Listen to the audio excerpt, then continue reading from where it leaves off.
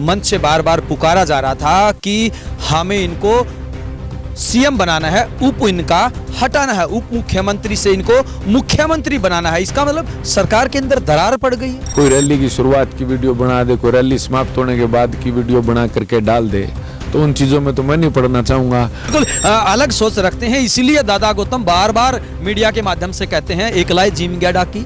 नहीं, वो तो उनकी सोच है। अब दादा गौतम इस कैपेबिलिटी में इतनी एफिशिएंसी के साथ काम नहीं कर सकते।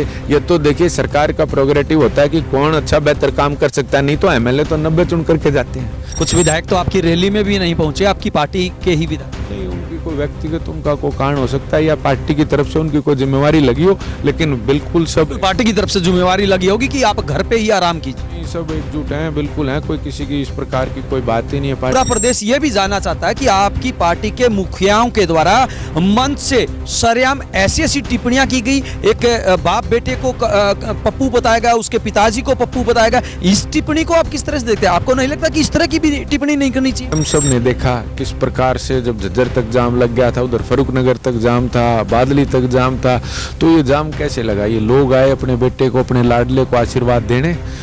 जो झूठ के जो ट्रक हैं वो जेजेपी के हिस्से ही आते हैं कि दुष्यंत ने वापस करा दिए। दुष्यंत तो ये कहते थे, उनके पिताजी भी ये कहते थे कि किसी भी हाल में कानून वापस नहीं होते, संसद में सिर्फ बनते हैं, कानून वापस नहीं होते, और आज आप उनको सरे दे रहे हैं। कारगिल युद्ध के बाद जॉर्ज फर्नांडिस जी झज्जर आए तो वो मातन हिल सैनिक स्कूल की घोषणा करके गए, और वो उसके तुरंत बाद जब सरकारें बदली तो ये शिक्षा मंत्री थी, चौधरी भूपेंद्र हुड्डा हरियाणा प्रदेश के मुख्यमंत्री थे, केंद्र में कांग्रेस की सरकार थी। वो मातन हिल का स्कूल कहाँ गया? कौन खा गया? उसको जवाब दे देना।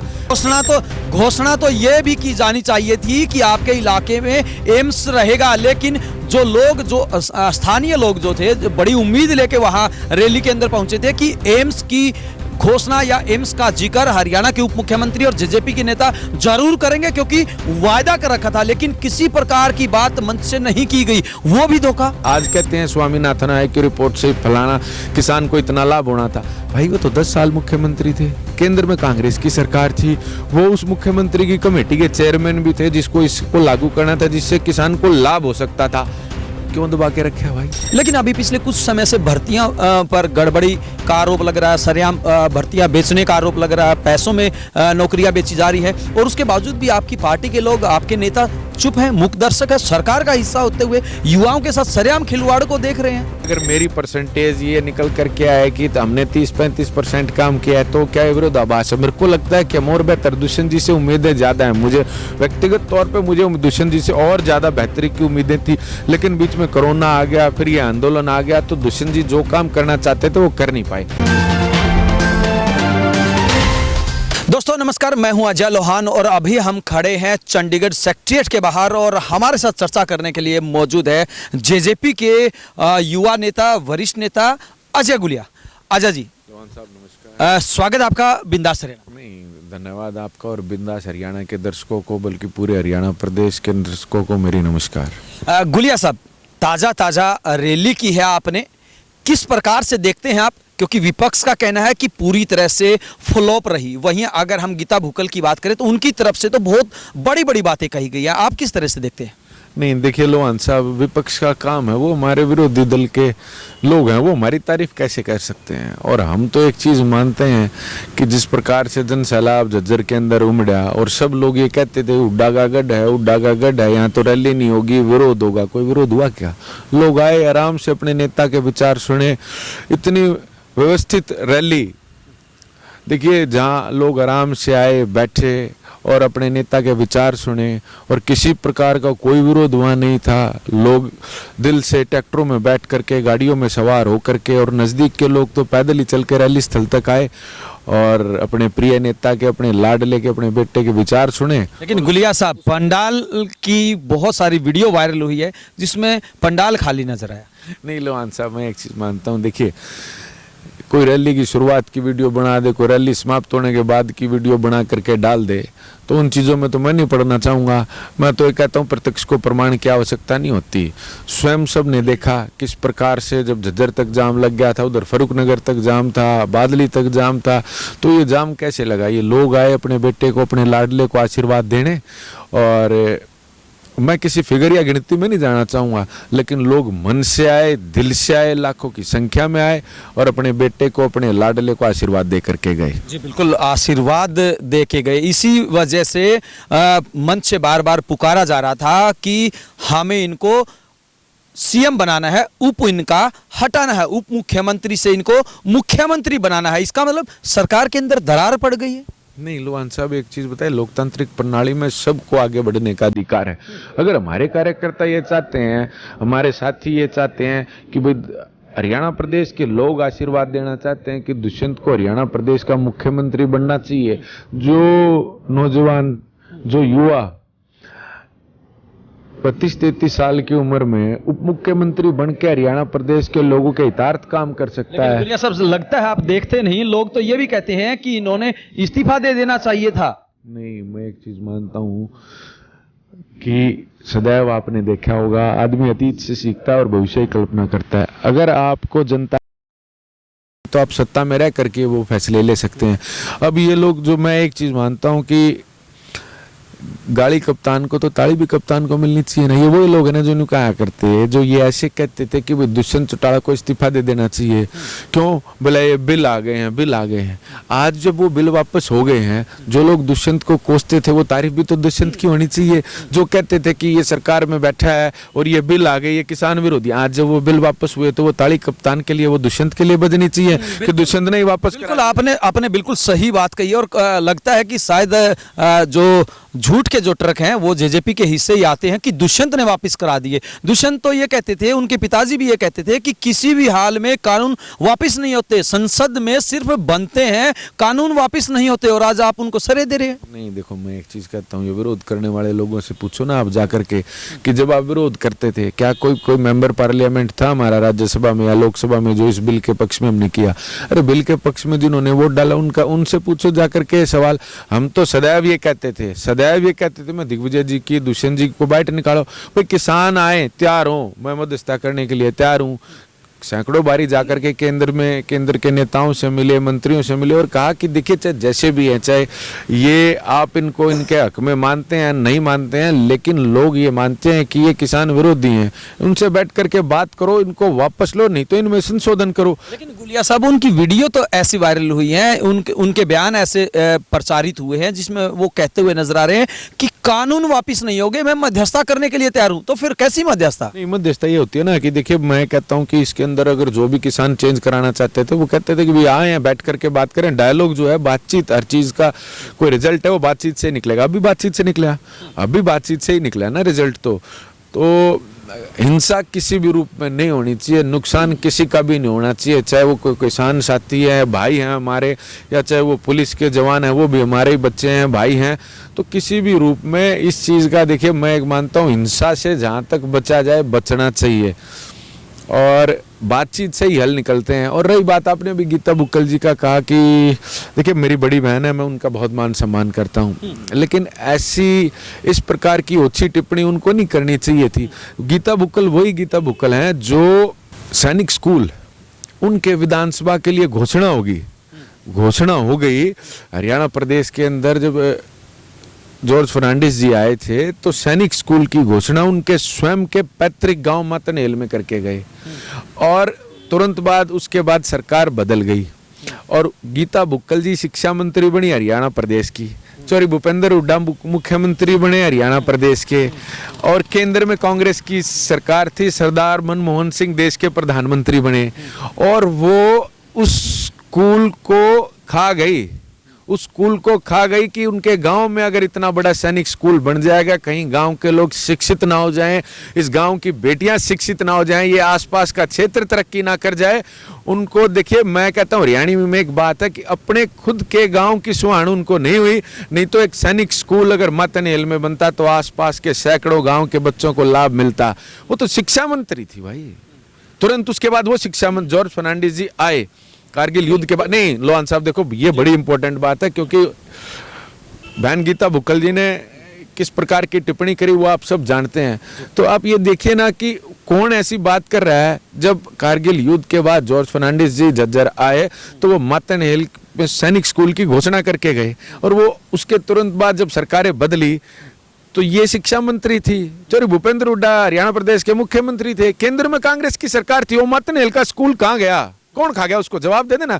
आप जब भी जाएं मेरी तरफ से कहना, आपका छोटा भाई अजय गुड़िया आपसे ये पूछ रहा था वो मतनेल का सैनिक स्कूल कहाँ है, आप उसको कहाँ ले गई, कहाँ बेचा? गुड़िया साहब हम जरूर पूछेंगे। आपने कहा कि गीता भुक्कल को ऐसी टिप्पणी नहीं करनी चाहिए, वहीं पूरा प्रदेश ये भी जानना चाहता है कि आपकी पार्टी के मुखियाओं के द्वारा मंच से सरेआम ऐसी ऐसी टिप्पणियां की गई। एक बाप बेटे को पप्पू बताएगा, उसके पिताजी को पप्पू बताएगा। इस टिप्पणी को आप किस तरह से देखते हैं? आपको नहीं लगता कि इस तरह की भी टिप्पणी नहीं करनी चाहिए? मैं तो वैसे हमेशा ही एक बात मानता हूं कि देखिए, राजनीति हो चाहे सार्वजनिक जीवन में, किसी प्रकार की थोड़ा शब्दों की एक मर्यादा होनी चाहिए। लेकिन आप एक चीज माने कि जिन्होंने सिवाय अपने पुत्र के अलावा कुछ दिखाई नहीं दिया, अपने पुत्र के अलावा हरियाणा प्रदेश उनको दिखाई नहीं दिया, वो किस प्रकार की बात करना चाहते हैं? क्या आज ये बताएं कि उन्होंने क्या दिया, हरियाणा प्रदेश को क्या दिया? आज कहते हैं स्वामीनाथन आयोग की रिपोर्ट से फलाना किसान को इतना लाभ होना था। भाई वो तो 10 साल मुख्यमंत्री थे, केंद्र में कांग्रेस की सरकार थी, वो उस मुख्यमंत्री की कमेटी के चेयरमैन भी थे जिसको इसको लागू करना था, जिससे किसान को लाभ हो सकता था। क्यों दबा के रखे भाई? उसका जवाब भी तो कोई उनसे जाकर के ले कि चौधरी भूपेंद्र सिंह हुड्डा जी आप तो मुख्यमंत्री थे 10 साल तक के, आप उस कमेटी के चेयरमैन थे जिसको कि इस रिपोर्ट को लागू करना था, जिससे किसान को इतना लाभ हो सकता था। आपने क्यों दबा के रखा 10 साल? क्यों किसान का नुकसान किया 10 साल? ये सवाल पूछे जाने चाहिए ना उनसे।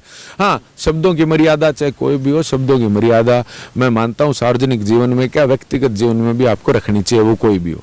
गुलिया साहब एक बात और अहम आती है, वो है बेरोजगारों का मुद्दा, युवाओं का मुद्दा, नौकरी का मुद्दा। आप सरकार का हिस्सा हैं, आपके अगर हम नेताओं की बात करें, दिग्विजय सिंह चौटाला युवाओं की हमेशा बात करते हैं, उनकी आवाज़ उठाते थे। लेकिन अभी पिछले कुछ समय से भर्तियां पर गड़बड़ी का आरोप लग रहा है, सरेआम भर्तियां बेचने का आरोप लग रहा है, पैसों में नौकरियां बेची जा रही है, और उसके बावजूद भी आपकी पार्टी के लोग, आपके नेता चुप है, मूक दर्शक है। सरकार का हिस्सा होते हुए युवाओं के साथ सरेआम खिलवाड़ को देख रहे हैं। नहीं लोहान साहब, देखिए कोई मूक दर्शक नहीं है।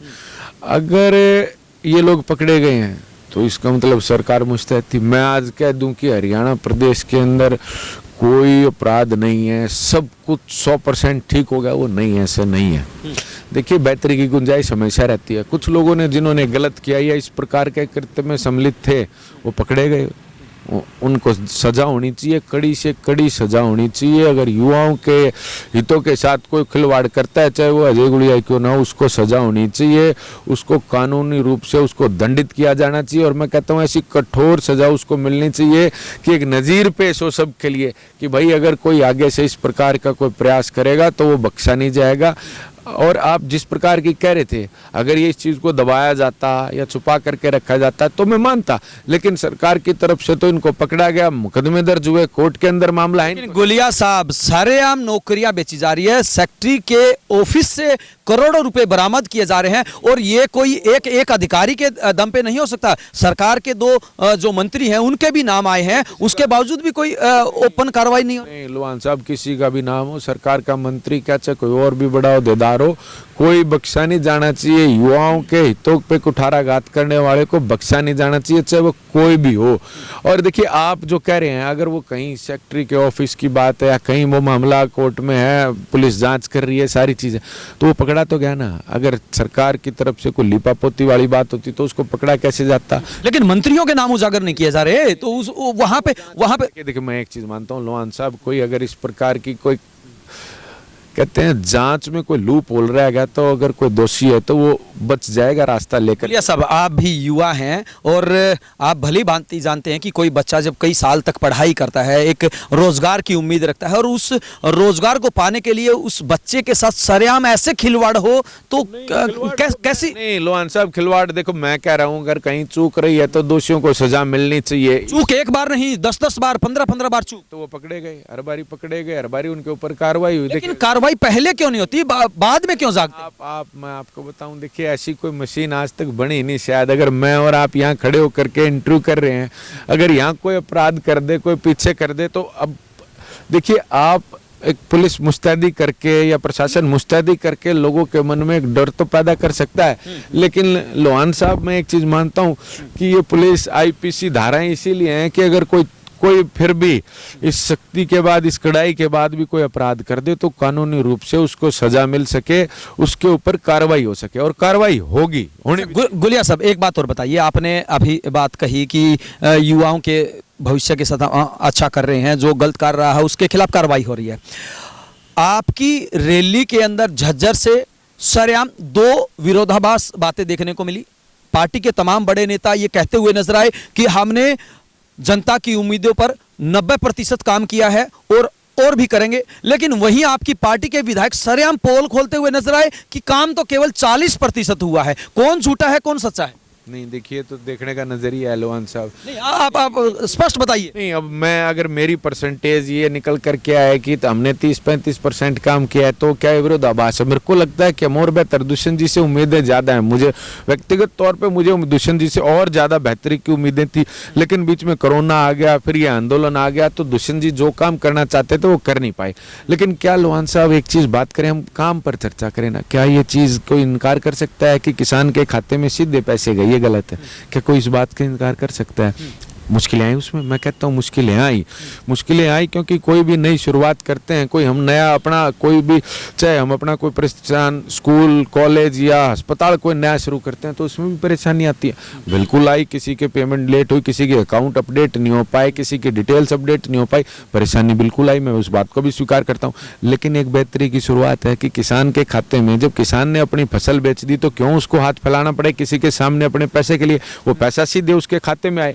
हाँ, परेशानी जरूर हुई लेकिन पैसा उसके खाते में आया। आपकी नजर में कितना प्रतिशत काम किया है सरकार ने, विशेष तौर से जेजेपी ने? नहीं देखिए, मैं ये मानता हूँ कि कोरोना की वजह से और इस आंदोलन की वजह से जो रिजल्ट्स हमारी तरफ से आने चाहिए थे, मैं व्यक्तिगत तौर पे मानता हूँ कि जो काम हमने किया है इसका 4 गुना काम हमें और करना पड़ेगा और हम इसके लिए प्रतिबद्ध हैं। 4 गुना काम तो आप समझ के माने, मैं ये मानता हूँ कि 25-30% काम हमारा हुआ है। अब मैं तो उनसे भी कम, क्योंकि देखिए फैक्ट्स, हम दुष्यंत जी से उम्मीदें ज़्यादा करते हैं क्योंकि हमने उनकी कार्यशैली को देखा है, जिस प्रकार से वो तुरंत फैसले लेते हैं। अब जैसे बादली के मैं बात करूँ कि हमने एक मांग रखी, दिग्विजय जी के माध्यम से हमारी गुड़िया खाप की तरफ से एक मांग रखी गई कि एक हमारा वीर योद्धा हुआ जिसने विदेशी आक्रांता तैमूर लंग को भाला मारा, जिससे उसकी मृत्यु हुई और उस जंग जीती हमारे लोगों के लिए, तो उसकी याद में हम चाहते हैं कि एक चौक बने, एक स्मारक बने। तो उन्होंने तुरंत प्रभाव से, हमने दिग्विजय जी के माध्यम से दुष्यंत जी से बात करी, सारी कागजी कार्रवाई तुरंत करी गई और 2 दिन के अंदर उसकी घोषणा कर दी कि वीर शहीद का स्मारक बनेगा। हम तो गुलिया साहब, घोषणा तो ये भी की जानी चाहिए थी कि आपके इलाके में एम्स रहेगा, लेकिन जो स्थानीय लोग जो थे, बड़ी उम्मीद लेके वहां रैली के अंदर पहुंचे थे कि एम्स की घोषणा या एम्स का जिक्र हरियाणा के उप मुख्यमंत्री और जेजेपी के नेता जरूर करेंगे क्योंकि वायदा कर रखा था, लेकिन किसी प्रकार की बात मंच से नहीं की गई, वो भी धोखा। नहीं देखिए लोहान साहब, मैं एक चीज स्पष्ट कर दूं कि दुष्यंत भाई जो हैं वो घोषणा वाला व्यक्ति नहीं है, वो घोषणा वाला नेता नहीं है। अगर वो कोई बात करेंगे, जब हमने चौक की बात करी, हमने उनसे चर्चा करी, हमने कहा जी हम अनाउंस कर मिले, नहीं, मैं कागजी कार्रवाई पूरी कर देता हूँ, ऑर्डर निकल जाए तब इसकी घोषणा मानो, तब इसकी घोषणा करो। इसी प्रकार से हमारी चर्चा हुई, दिग्विजय जी के माध्यम से बैठ करके हमने चर्चा करी कि जी हमारे क्षेत्र के अंदर एक समस्या है कि जो ये बना था सरकार इसको कहीं और ले जाना चाह रही है, इसको तो सिंपल कैंसर इंस्टीट्यूट रखा जाएगा, ये रखा है। दुष्यंत जी ने कहा कि जब तक मैं चंडीगढ़ की कुर्सी पे बैठा हूं, इस एम्स को कोई ले जा नहीं सकता, मैं तुरंत दिल्ली बात करके, समय लेकर के हेल्थ मिनिस्टर से, कैबिनेट हेल्थ मिनिस्टर से बात करूंगा और जब पूर्ण रूप से मैं आश्वस्त और इस पे लिखित में आपको दे दूंगा तब इसकी घोषणा करूंगा। क्योंकि देखिए एक चीज है, एक अलग सोच के साथ दुष्यंत जी राजनीति करते हैं, ये नहीं कि बिल्कुल अलग सोच के साथ राजनीति करते हैं भाई, ये नहीं कि मैं कह दूं और वहां मन से दुष्यंत जी कह दे भाई मेरा फाइनल हो गया, नहीं। जब ब्लैक एंड व्हाइट कागज पे लिखित चीज होगी ना, जब उसको माना भी, कानून 75% का कब से दुष्यंत जी लगे हुए थे, युवाओं को बिल्कुल अलग सोच रखते हैं, इसीलिए दादा गौतम बार बार मीडिया के माध्यम से कहते हैं एकलाई जिम गया डाकी। नहीं, वो तो उनकी सोच है। अब दादा गौतम इस कैपेबिलिटी में इतनी एफिशिएंसी के साथ काम नहीं कर सकते। ये तो देखिए सरकार का प्रोग्रेटिव होता है कि कौन अच्छा बेहतर काम कर सकता है, नहीं तो एमएलए तो 90 चुन करके जाते हैं। लोहान भाई 90 एमएलए चुन करके जाते हैं, मंत्री कितने बनते हैं, सीएम कितने, ये तो ये सोच है कि क्या ये सोच होनी चाहिए कि बेस्ट परफॉर्मेंस कौन दे सकता है, वो लोगों को आगे आना चाहिए। कुछ विधायक तो आपकी रैली में भी नहीं पहुंचे, आपकी पार्टी के ही विधायक। नहीं, उनकी कोई व्यक्तिगत उनका कोई कारण हो सकता है या पार्टी की तरफ से उनकी कोई जिम्मेवारी लगी हो, लेकिन बिल्कुल सब पार्टी की तरफ से जिम्मेवारी लगी होगी कि आप घर पे ही आराम कीजिए। नहीं, सब एकजुट हैं, बिल्कुल हैं, कोई किसी की इस प्रकार की कोई बात ही नहीं है। पार्टी के अंदर सब कुछ। अंतिम प्रश्न, आप जो जेजेपी के वरिष्ठ नेता है उनके नजदीक रहते हैं, मंत्रिमंडल के विस्तार की बार बार चर्चाएं चल रही हैं, आपकी नजर में कौन मंत्री बन सकता है? क्या दुष्यंत चौटाला अपने जिम्मेवारियों को किसी में बांटेंगे? नहीं, डेफिनेटली मैं तो मानता हूँ दुष्यंत जी हमेशा डेलीगेशन ऑफ अथॉरिटी में विश्वास करने वाले व्यक्ति हैं। वो चाहते हैं कि जो इस काम को बेहतर और सुचारू रूप से कर सकता है उस व्यक्ति को जिम्मेवारी मिले। आपकी नजर में कौन हो सकता है? किसकी लॉटरी लग सकती है? लोहान साहब, देखिए मेरे को तो इस बात की जानकारी नहीं है, अगर होती तो जरूर आपके साथ साझा करता, लेकिन जो भी व्यक्ति होगा वो आपकी नजर में कौन जेजेपी की तरफ से ज्यादा सारे काबिल है? मेरी नज़र में तो सारे काबिल हैं। जो लोग जनता की बेहतर सेवा कर सकते हैं वो कोई भी दुष्यंत जी उसको बनाए, जो बेहतर काम करके दिखाए वो कोई भी हो सकता है। सारे विधायक एफिशिएंट हैं, पढ़े लिखे हैं, काम करने वाले हैं, अपने लोगों के बीच में रहने वाले हैं। जिसको दुष्यंत जी जिम्मेवारी देंगे, जिसको देंगे वो बेहतरी से काम करने का काम करेगा। बिल्कुल, ये थे जेजेपी के वरिष्ठ नेता, युवा नेता अजय गुलिया, जिनकी तरफ से दावा किया जा रहा है कि हरियाणा के उप मुख्यमंत्री की बात करें या जेजेपी की बात करें, उन्होंने जनता से जो वायदे किए थे वो काफ़ी हद तक पूरे किए हैं। हालांकि अब ये जनता ही बताएगी कि किस प्रकार के दावे किए गए थे और उन दावों की सच्चाई कितनी है। बहरहाल एक बात तो तय है कि जेजेपी की रैली के बाद तमाम तरह के आरोप पार्टी के ऊपर, रैली के ऊपर लग रहे हैं। वीडियो जर्नलिस्ट अशोक व दीपक के साथ अजय लोहान, बिंदास रहना।